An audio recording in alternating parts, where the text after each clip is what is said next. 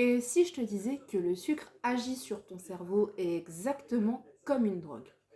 Tu as peut-être déjà remarqué, plus tu en manges, plus tu en veux. Mais pourquoi?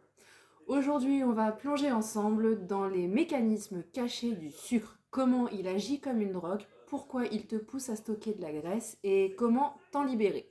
Reste bien jusqu'à la fin, je vais aussi te donner des astuces concrètes pour réduire ton addiction au sucre sans frustration. Quand tu manges du sucre, ton cerveau libère de la dopamine. C'est l'hormone du plaisir et de la récompense. Et c'est exactement le même circuit de récompense qui va être activé par des substances addictives comme la nicotine, l'alcool ou la cocaïne. Le problème, c'est que plus tu stimules ce circuit, plus il s'habitue. Résultat, pour ressentir le même plaisir, il te faut toujours plus de sucre. Un exemple concret, une barre chocolatée qui te suffisait avant, aujourd'hui, il t'en faut 2 ou 3 pour avoir la même satisfaction. Le sucre raffiné provoque une montée fulgurante de glucose dans ton sang. Le pancréas libère alors de l'insuline, l'hormone qui permet d'utiliser ou de stocker ce sucre. Mais attention, l'insuline est aussi l'hormone du stockage des graisses. Quand ton corps a trop de sucre, il ne peut pas tout brûler. Il le transforme en graisse stockée dans le ventre, le foie et les tissus. Ce cycle sucre-insuline stockage fringale recommence plusieurs fois par jour si tu consommes des aliments industriels et c'est là que commence l'addiction métabolitique. Le sucre ne nourrit pas seulement ton corps, il pirate ton cerveau. Chaque consommation crée une récompense artificielle, c'est-à-dire dopamine, donc dépendance.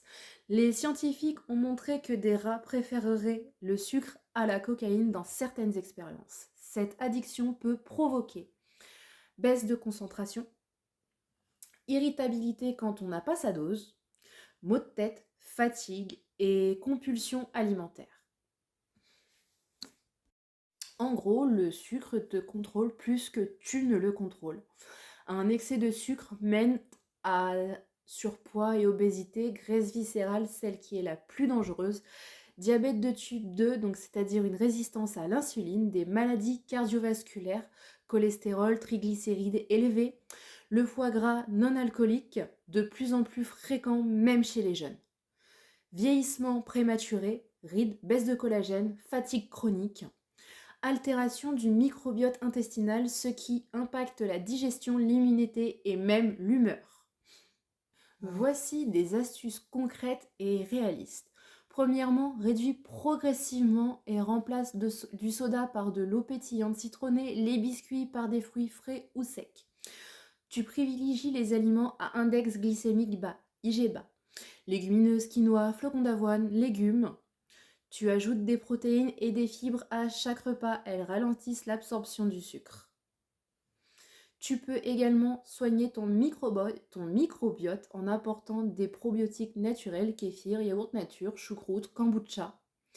Choisis des alternatives naturelles, sirop d'agave, brut, sirop de coco, mais toujours avec modération.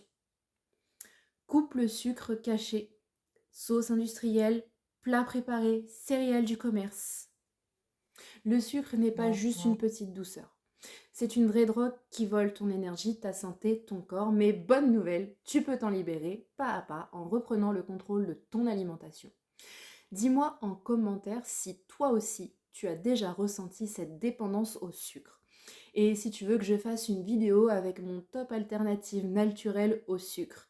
Mets un gros like et abonne-toi pour ne rien rater. À bientôt sur le coin beauté d'Amandine.